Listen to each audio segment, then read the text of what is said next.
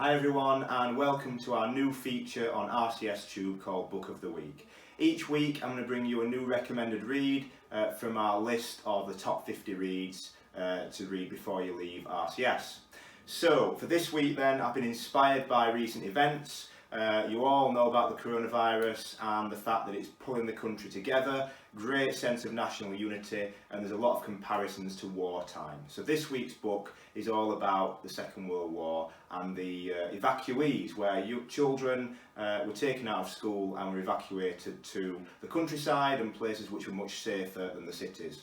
This book is called Goodnight Mr Tom by Michelle Magorian, and it is a great read. But first, let's remind ourselves why reading is so important. Here are my big three.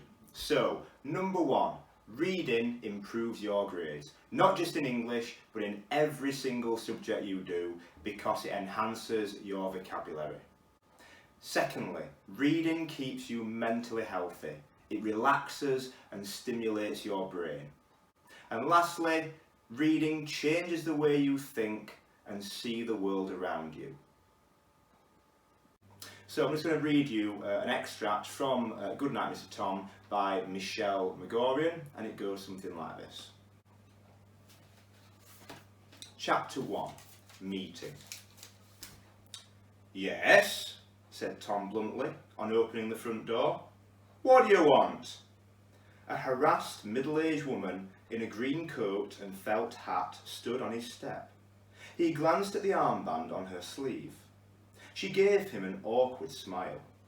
"I'm the billeting officer for this area," she began. "Oh yes, and what's that got to do with me?" She flushed slightly. "Well, Mr.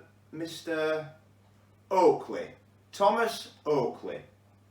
"Ah, thank you, Mr. Oakley." She paused and took a deep breath. "Mr. Oakley, with the declaration of war imminent..." Tom waved his hand. "I knows all that.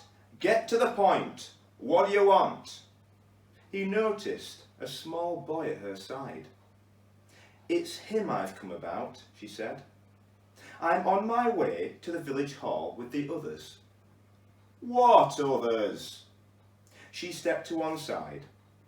Behind the large iron gate, which stood at the end of the graveyard, were a small group of children.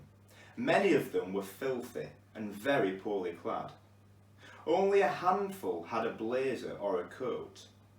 They all looked bewildered and exhausted. One tiny dark-haired girl in the front was hanging firmly onto a new teddy bear. The woman touched the boy at her side and pushed him forward. "There's no need to tell me," said Tom. "It's obligatory, and it's for the war effort." "You are entitled to choose your child, I know," began the woman apologetically. Tom gave a snort.